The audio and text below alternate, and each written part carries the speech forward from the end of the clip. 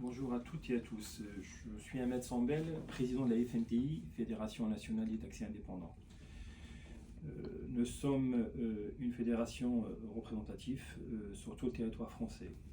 Je suis à la tête de la FNTI depuis des années.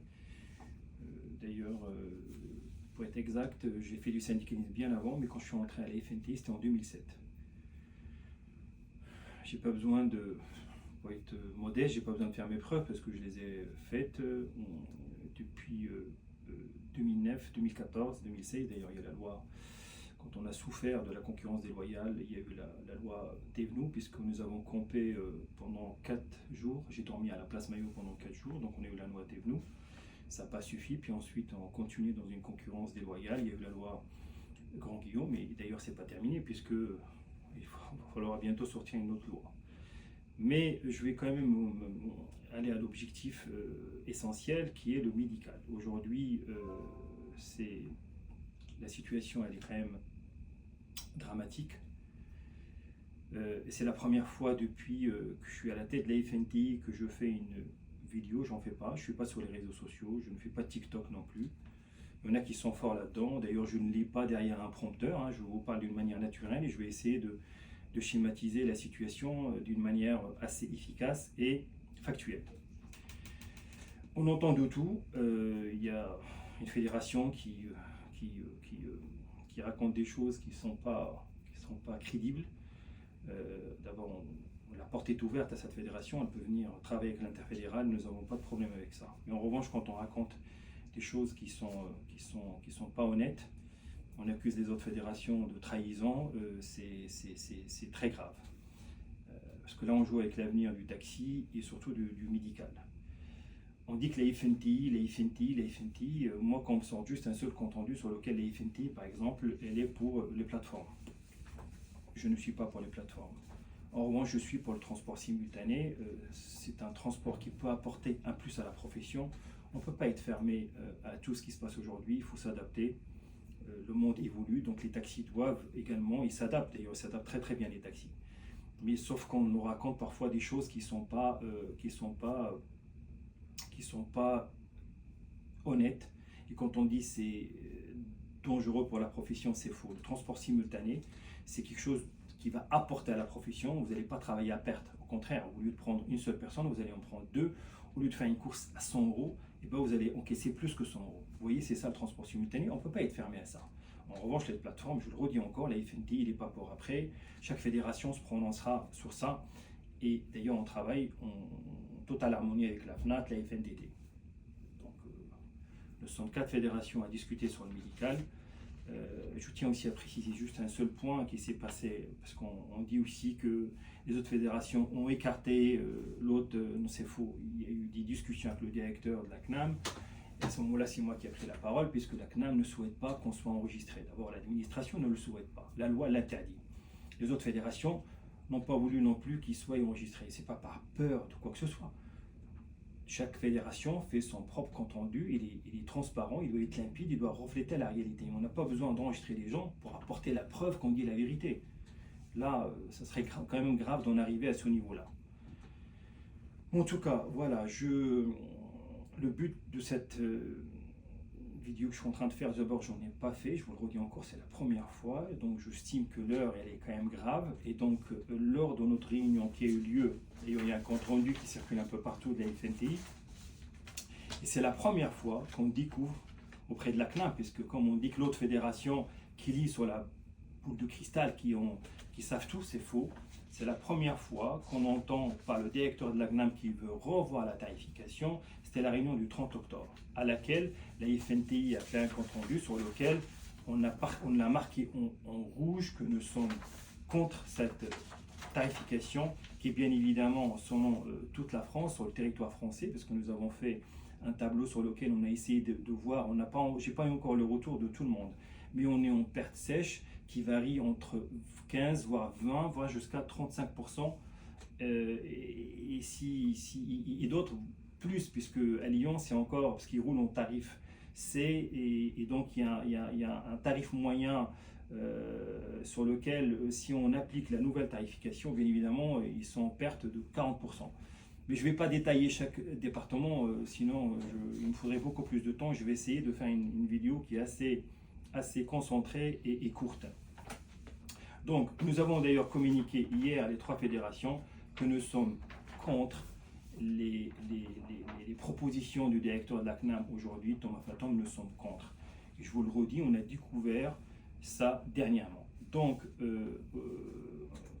on ne peut pas être opposé à tout. Avant de déclarer la guerre, parce que voilà, l'autre fédération, ça y est, il faut allumer le feu d'artifice, il faut sortir, certains commencent à s'organiser. Non, ça ne marche pas comme ça. Il faut être fort de propositions. On ne peut pas, d'abord il faut aller rencontrer la CNAM, leur proposer un travail commun d'abord entre les 4 fédérations. Encore une fois de plus, j'ouvre la porte, on ouvre tous la porte à l'autre fédération. Il faut qu'il y ait une discussion avec la CNAM. Après, si l'autre fédération souhaite faire chemin tout seul, ils pourront le faire. Mais nous, en tout cas, les 3 fédérations, la FNDT, la FNAT et la IFNT, on va continuer à travailler la main dans la main.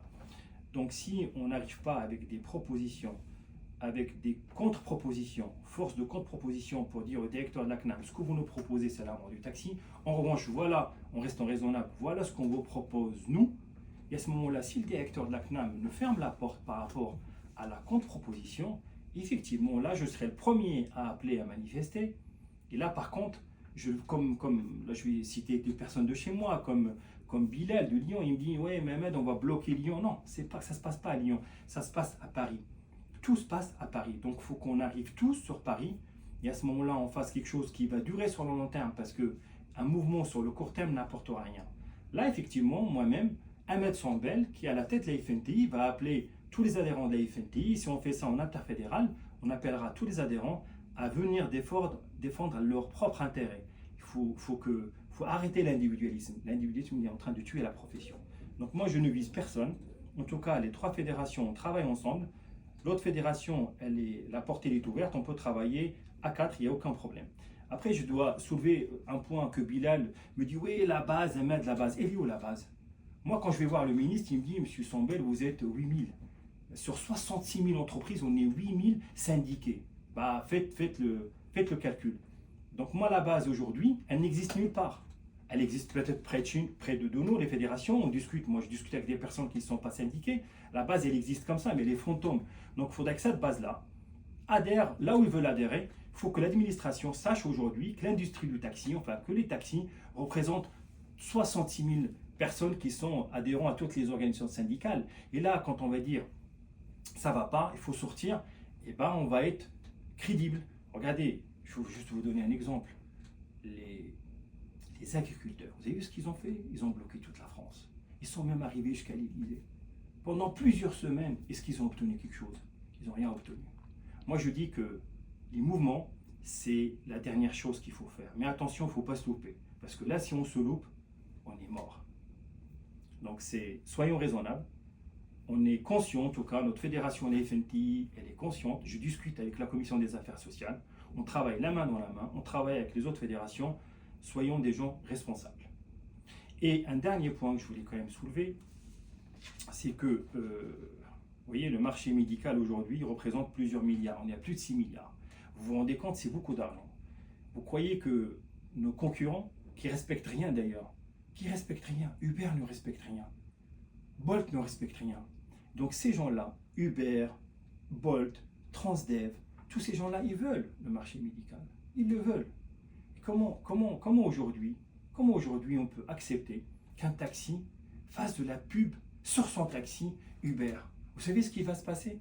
C'est que demain, quand je serai face au ministre, il va y avoir un représentant d'Uber à côté de moi. Il va me dire, Monsieur le ministre ou Monsieur le Premier ministre, moi je suis comme la FNTI.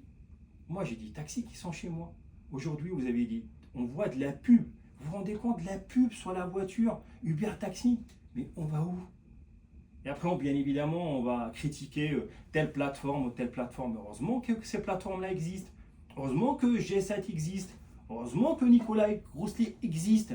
Parce que si on serait tous des Uber, et vous imaginez, si demain Uber se met à table et discute le marché médical, vous croyez qu'on va continuer à attendre que il y a un problème de facturation, il y a un indu de 20 000 euros, de 30 000 euros, on va corriger le tir et vous continuez à faire du médical. Chez Uber, ça va être sans pitié, on va vous déconnecter.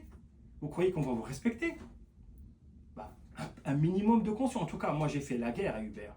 Je vous le dis, j'ai fait la guerre à Uber, je continue à le faire. D'ailleurs, j'ai un contentieux qui est très lourd, qui coûte de l'argent à la fédération, mais je continue à le faire. Je ne lâcherai pas. Comment voulez-vous que des taxis qui ne se rendent pas compte aujourd'hui, qui font du Uber et qui font du Bolt et qui font de la pub, ben demain, de toute façon, c'est dans les tuyaux, je vous le dis.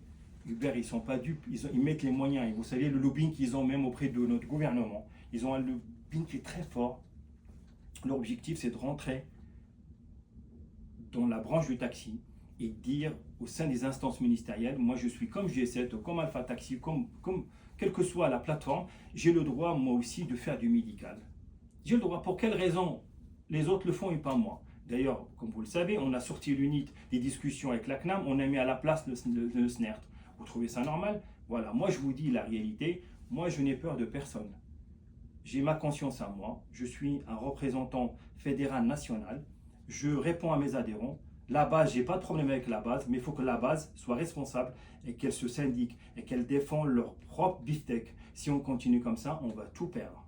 Donc maintenant, je rappelle tout le monde à ce qu'on soit tous responsables et qu'on se respecte tous, qu'on soit tous unis. Et il faut qu'on... L'ennemi numéro un, c'est les plateformes américaines qui en ont rien à foutre de la réglementation française, de la loi française. Uber, vous savez, tapez sur Internet combien ils ont payé Uber. Avec les milliards qu'ils font, regardez ce qu'ils ont, combien ils ont payé. Ils ont payé 150 000 euros en France. Vous trouvez ça normal? Alors que vous prenez n'importe quelle plateforme, G-Scope ou G7, ils payent plusieurs millions d'euros en impôts. Comment on peut rivaliser avec des gens comme ça? Voilà, notre ennemi numéro un, c'est Uber. La deuxième chose que je tiens à passer comme message, Uber, il veut le marché médical. Il y a déjà des choses qui sont préparées. Attention à ce qu'on fait. Le troisième point que je souhaite, c'est la solidarité dans la profession. La solidarité entre les fédérations.